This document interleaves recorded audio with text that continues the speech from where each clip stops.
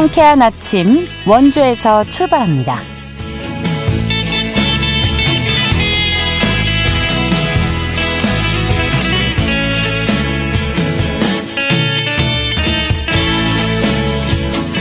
여러분 안녕하십니까? 7월 16일 수요일 KBS 원주방송국에서 보내드리는 상쾌한 아침 원주에서 출발합니다.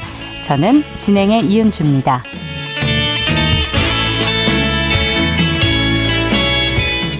오늘도 전국적으로 비 소식 있습니다. 소강 상태를 보이는 곳도 있겠지만 지역에 따라 짧은 시간에 강하고 많은 비가 집중되면서 강수량의 차이가 크겠는데요. 내일까지 예상 강수량은 강원 내륙과 산지에 50에서 100mm, 많은 곳은 150mm 이상이 내리겠고요. 강원 동해안에는 5에서 40mm의 비가 예상됩니다. 하천 수위가 갑자기 불어날 수 있는 만큼 야영이나 하천변 출입은 삼가주시기 바라고요. 비가 내리면서 오늘 낮 기온 27도 안팎에 머물겠습니다. 이번 주 토요일까지 비가 이어질 전망입니다. 오늘 준비한 소식입니다. 폭염이 이어지면서 에어컨, 실외기 등 냉방기기 관련 화재 사고가 잇따르고 있는데요. 원주소방서 119 안전체험마을을 연결해서 여름철 꼭 알아야 할 안전수칙에 대해서 들어보겠습니다.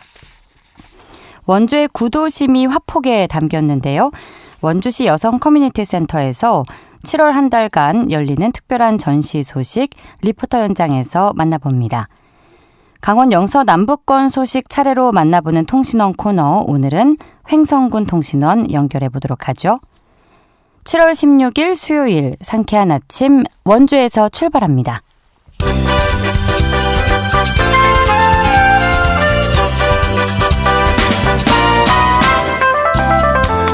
오늘의 뉴스입니다. 강원도가 민생회복 소비쿠폰 발급을 위해 지방채 추가 발행을 추진합니다. 강원도는 도내 민생회복 소비쿠폰 대상자는 149만여 명이라고 밝혔습니다. 이에 따라 강원도 분담액은 전체 사업비 4,400억 원 가운데 5%인 210억여 원입니다. 나머지 5%는 18개 시군이 부담합니다. 강원도는 올해 9월 원포인트 추경에서 지방채 210억여 원을 발행할 방침입니다.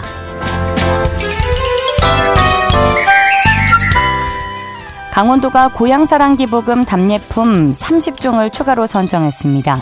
이번에 선정된 답례품은 특산물과 가공품 20여 종, 공예품과 공산품 3종 등입니다. 특히 기부자들이 사랑의 열매 포인트로도 답례품을 고를 수 있도록 했는데요. 사랑의 열매 포인트는 에너지 취약계층의 냉난방비 지원 사업에 활용됩니다. 이에 따라 강원도가 제공하는 답례품은 150여 종으로 늘었습니다.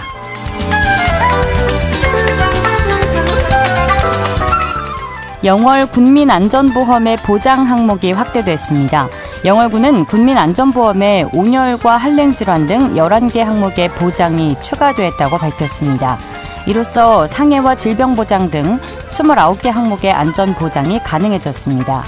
영월군은 최근 2년간 주민 57명이 군민안전보험금 1억 5천만 원을 받았다고 설명했습니다. 오늘의 뉴스였습니다.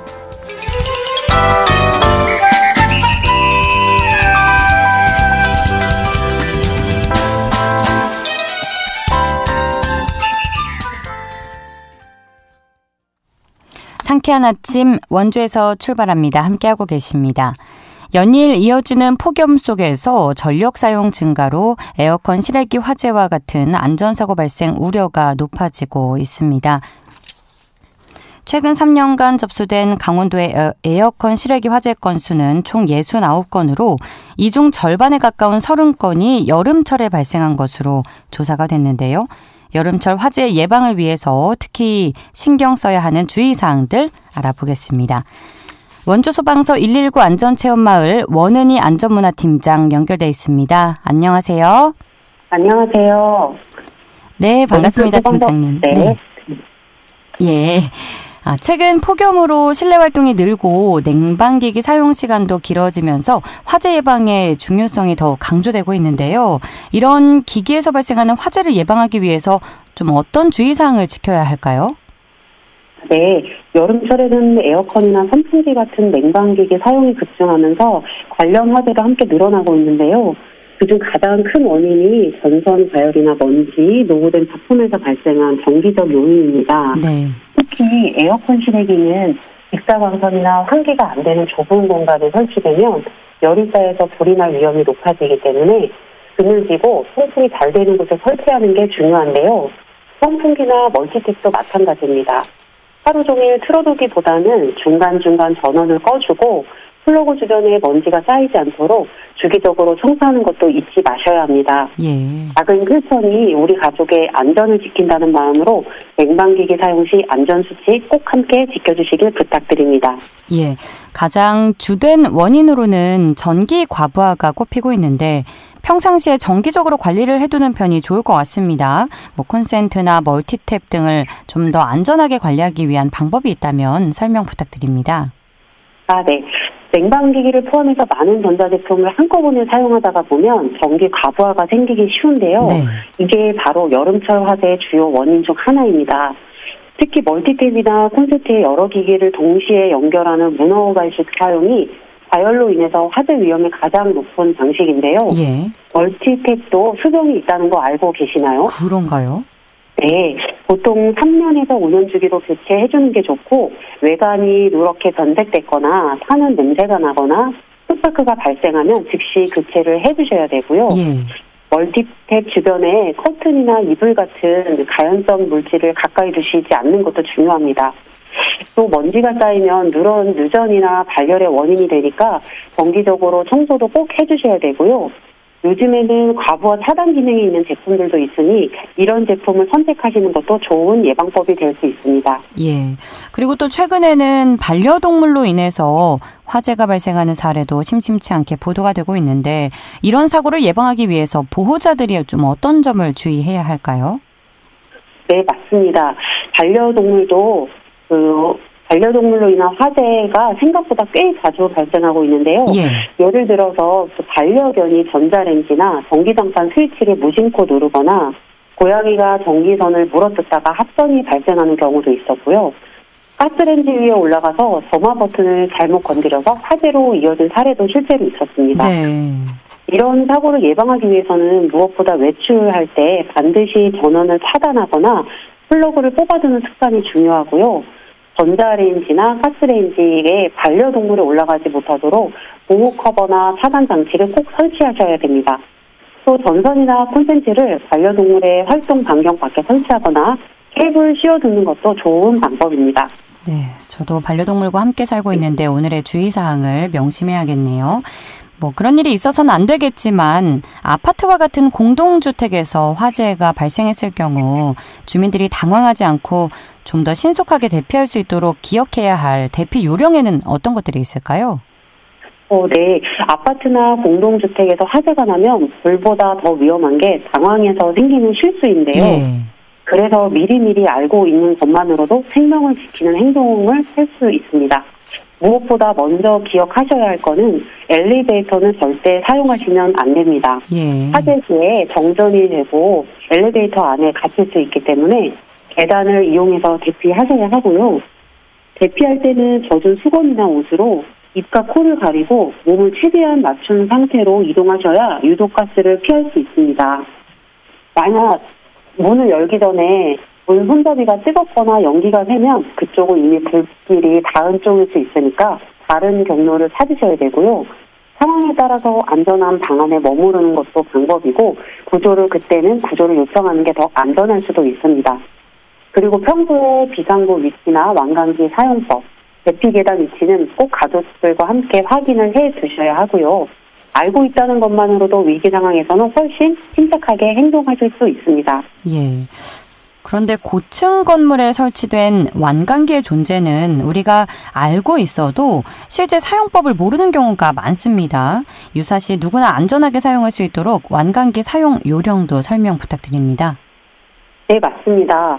고층 아파트나 건물에 사시는 분들은 현관문 옆이나 발코니에 설치된 완강기 한 번쯤은 보셨을 텐데요. 예. 막상 이걸 내가 직접 쓸 수 있을까 싶으신 분들이 많으실 거예요. 완강기는 불이 나서 계단으로 대피할 수 없을 때 창문이나 발코니에서 몸을 묻고 건물 밖으로 내려오는 장비인데요. 네. 사용 방법은 생각보다 간단합니다. 예.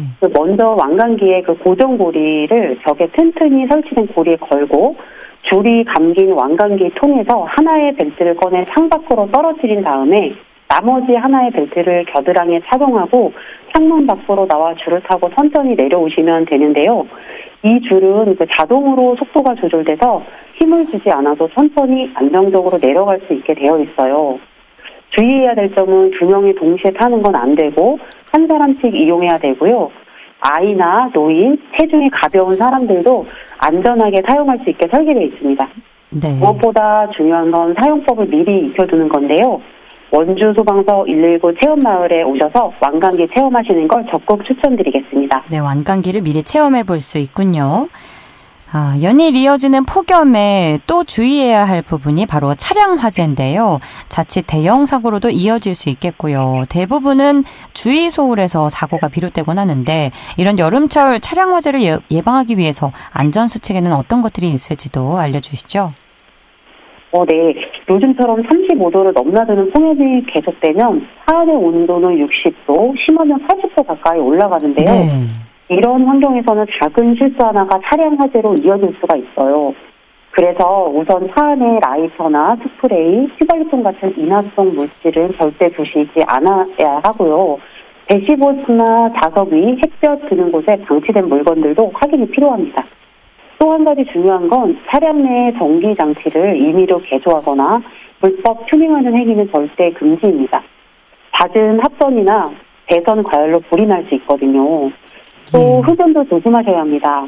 차 안 흡연 중에 담뱃불이 떨어지거나 시가잭 같은 발열 장치가 과열되면서 화재로 번지는 경우도 실제로 있었고요.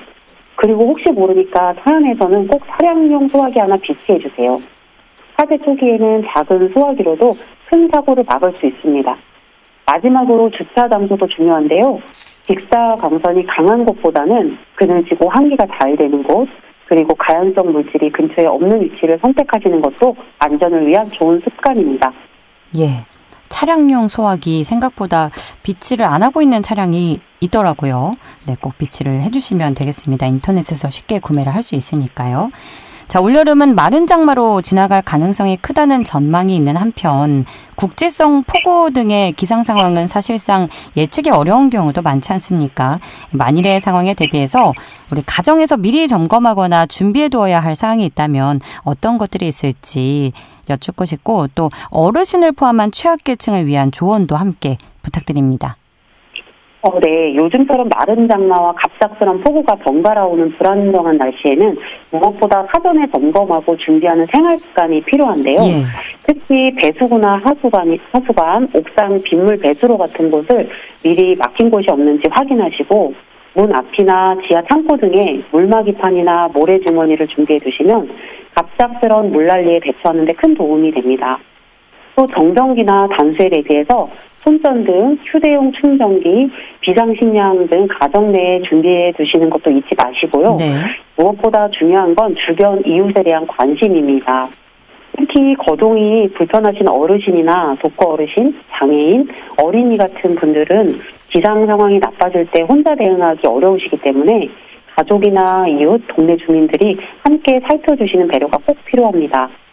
올여름 예기치 못한 사고를 막기 위해선 크고 거창한 준비보단 작은 점검과 이웃에 대한 관심이 더 큰 안전으로 이어진다고 생각합니다.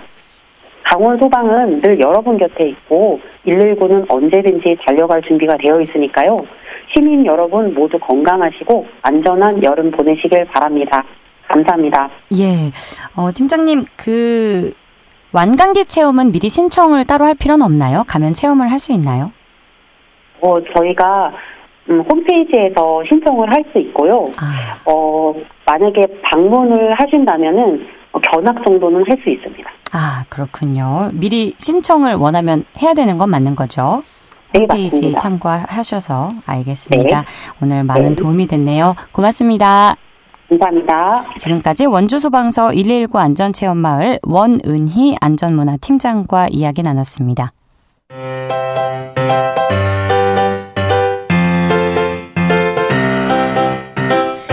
KBS 원주방송국이 유튜브 다시 듣기 서비스를 실시합니다.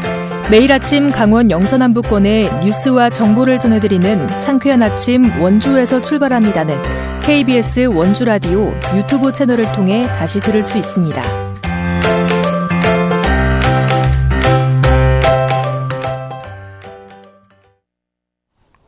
상쾌한 아침 원주에서 출발합니다. 함께하고 계시고요. 지금 시각 8시 46분 지나고 있습니다. 주민들이 편하게 쉬어갈 수 있는 공간인 학성동 원주시 여성 커뮤니티 센터에서는 시민들을 맞이하기 위한 다양한 전시를 운영하는데요. 그 일환으로 센터 소속 동아리가 첫 번째 회원전을 진행하고 있습니다. 자세한 내용 리포터 현장에서 만나보죠. 추인혜 리포터 함께합니다. 어서 오세요. 네, 안녕하세요. 원주시 여성 커뮤니티 센터가 시민들의 손길로 꾸며지고 있다고요. 센터와 지금 진행 중인 전시에 대해서 소개해 주시죠. 네, 원주 여성 커뮤니티 센터는 학성동에 위치한 시민들을 위한 열린 공간인데요. 2층으로 구성된 곳으로 차를 마실 수 있는 공간과 또 다양한 종류의 책을 구비해놓고 깔끔하고 쾌적한 인테리어로 다양한 동네 활성화 프로젝트와 전시를 운영하고 있는 곳입니다. 이 다양한 프로젝트를 진행한 끝에 센터는 해가 거듭할수록 시민들이 채워넣는 온기가 느껴지는 공간으로 꾸며지고 있는데요. 네. 주민들이 남긴 작품들, 또 방명록으로 채워져서 머물고 싶은 공간으로서 분위기를 내고 있습니다. 길을 오가던 시민 누구나 센터를 이용할 수 있는데 주민 동아리의 정기적인 활동도 돕고 있습니다. 그중 올해 2월부터 센터 소속 동아리로 활동을 시작한 분들이 바로 광명 스케치인데요. 센터가 위치한 학성동 일대는 밝은 미래와 희망이 가득한 마을이라는 의미를 담아서 광명마을이라는 이름이 붙었는데요. 이 광명마을의 모습을 어반 스케칭으로 담은 모습을 그리는 활동을 하는 동아리입니다. 네. 이 광명 스케치 조기남 선생님에게 센터의 동아리 활동에 대해 들어보시죠.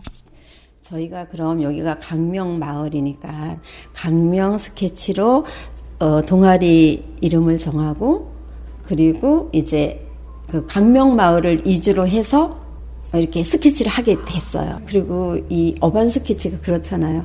이야기가 있잖아요. 그림에. 그래서 그림 하나하나에마다 다 이게 이야기가 담겨 있어요. 이제 사라져간 건물도 있고 현재 보존하고 있는 건물들도 있고 그러다 보니까는 이 위주로 한번 해보자 이렇게 해서 시작을 하게 됐어요. 어찌됐든 이 공간을 활용하게 해준 어찌 보면은 시 관계자 여기에 운영하고 계시는 담당자분들한테 감사한 거죠. 이번 전시는 센터 소속 동아리 광명 스케치의 작품들을 만나볼 수 있는 건데 센터가 동아리 활동을 지원한다고요? 네, 주민들 간의 네트워크를 강화하고 또 시민들의 역량 개발을 돕기 위해서 센터는 매년 동아리를 모집하고 활동을 지원하는데요. 모집 기간에 신청을 통해서 센터의 소속 동아리로 선정이 되면 동아리 모임 공간과 또 활동을 지원받을 수 있습니다.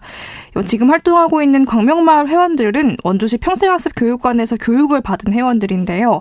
이 어반 스케칭을 배우고 나서 매력에 빠져서 60대에서 80대 회원들이 매주 이 센터에 모여서 동아리실에서 마을의 모습을 펜 드로잉으로 표현하고 있습니다. 지금은 마을이 원도심으로 생기를 잃고 또 주택이 많지 않아서 주민들 간의 소통이 많이 줄었지만 이전에 마을이 활성화됐을 때의 모습을 마음에 담고서 그 모습을 그리고 또 공유하는 그림들을 시민들에게 선보이고 있는데요. 네. 이 전시를 계기로 또 센터를 찾는 분들이 더 많아지길 기대하고 있습니다. 광명 스케치 조기남 선생님 이야기 이어서 듣겠습니다. 요거예요.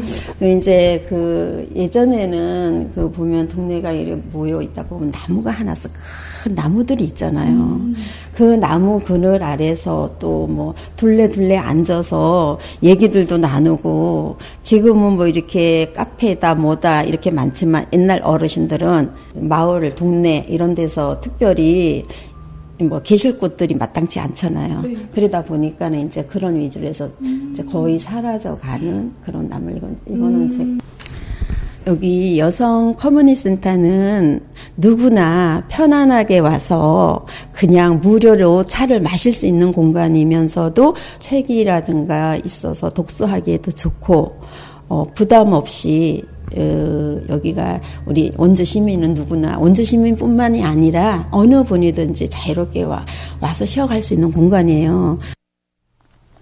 그럼 전시를 보러 센터를 편하게 찾을 수 있는 건가요? 네, 이번 전시는 오는 7월 한 달간 진행되는데요. 이 기간 동안 센터를 찾으면 작품을 담은 엽서를 받을 수 있고 채색 체험도 가능합니다. 시민 누구나 편하게 들려서 시간을 보낼 수 있는 이 원주 여성 커뮤니티 센터, 더 많은 분들의 손길로도 채워지는 모습을 기대하겠습니다. 네. 엽서를 모으곤 했었는데 가면 받을 수가 있네요. 네. 시민들의 쉼터로 자리 잡은 원주시 여성 커뮤니티 센터의 전시 소식 살펴봤는데요. 이 센터가 제공하는 동아리 활동 지원부터 공간 제공까지 더 많은 분들이 좀 편하게 이용해 보시면 좋겠습니다. 오늘도 알찬 소식 고맙습니다. 추인혜 리포터였습니다. 네, 감사합니다.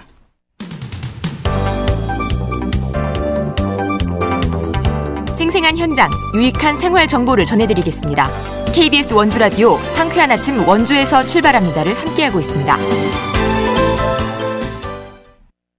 8시 51분 지나고 있습니다. 각 지역 소식 들어보는 통신원 코너인데요. 월요일 영월, 화요일 평창에 이어서 오늘은 횡성군 소식 전해드립니다.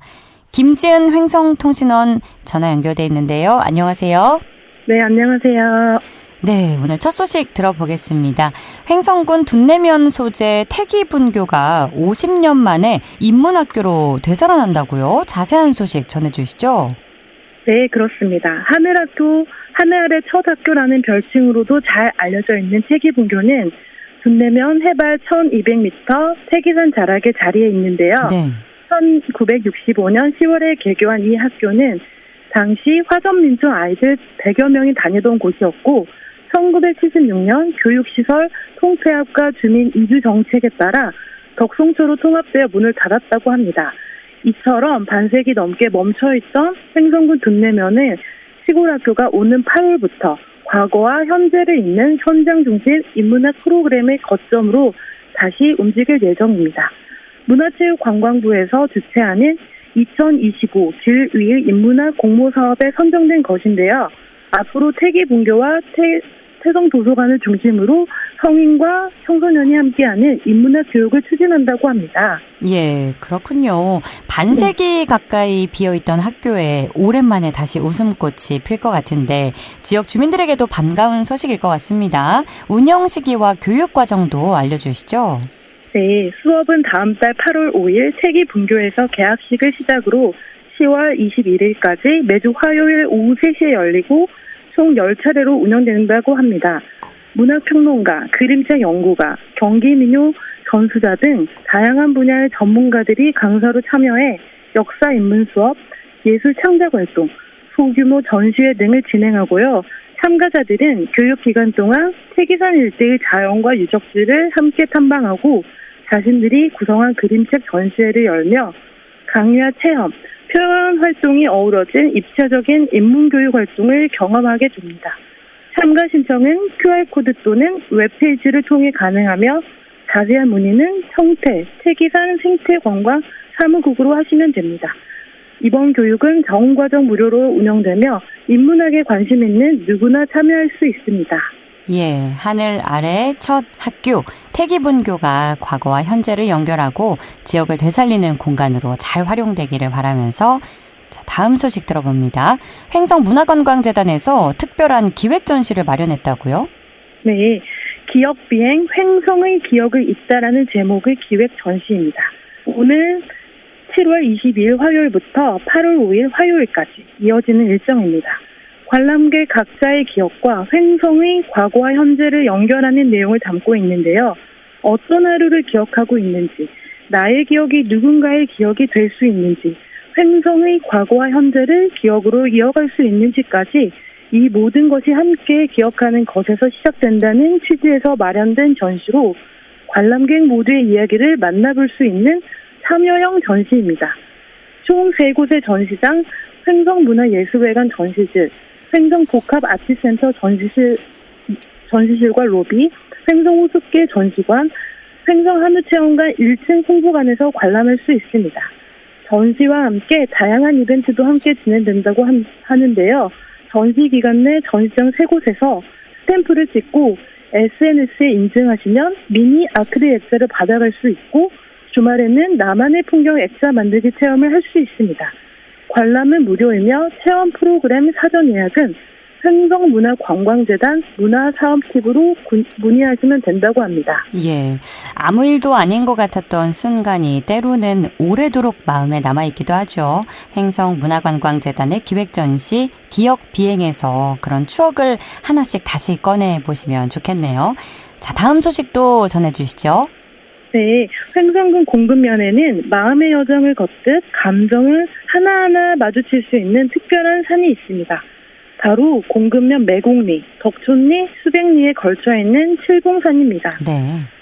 전해오는 이야기로는 원래 8개의 봉우리가 있었으나 하나가 떨어져 나가 지금의 칠봉산이 되었다고 합니다.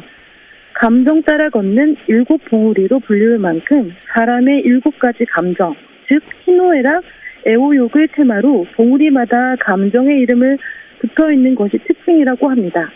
등산로 입구는 수백리 운고들 저수지를 지나 약 800m 가다 보면 찾을 수 있습니다. 네, 요즘 무더운 날씨가 이어지고 있어서 등산이 쉽지만은 않을 텐데 칠봉산 등반에 관심 있는 분들은 일기예보를 미리 확인하셔서 이제 너무 더운 날은 등반을 피하거나 대비를 좀 단단히 해야겠네요. 네, 그렇습니다. 너무 더운 날에는 등반을 피하시는 게 좋고요. 더위가 다소 누그러질 때를 기다리시면 좋겠습니다. 산을 잘 아시는 분들은 해 뜨기 전 이른 아침에 등반하시기도 하시는데요. 등산하실 땐 간단한 간식과 얼음물을 꼭 챙기시고요. 중간 단계 난이도인 만큼 튼튼한 등산화와 등산 스틱을 잘 챙겨서 다녀오시길 권해드립니다. 등산로는 공급면 수백리, 산 73번지에서 매곡리 산 76번지, 이로는 4.3km 구간이며 왕복 소요 시간은 약 2시간에서 3시간으로 난이도는 중에 해당된다고 합니다. 주차는 공급면 수백리, 514-8번지 쉼터 인근의 공터 이용이 가능하다고 합니다. 예, 애봉 전망대에서는 공급면 일대와 인근 명산들의 조망이 가능하다고 하는데 저도 한번 가보고 싶어지네요. 오늘도 알찬 소식 고맙습니다. 네, 감사합니다. 지금까지 김지은 횡성군 SNS 서포터즈와 함께 횡성 소식 들어봤고요. 7월 16일 수요일 순서 여기서 마칩니다. 저는 내일 아침 8시 30분에 다시 찾아뵙죠. 지금까지 기술조언제 구성 황진영, 진행의 이은주였습니다. 고맙습니다.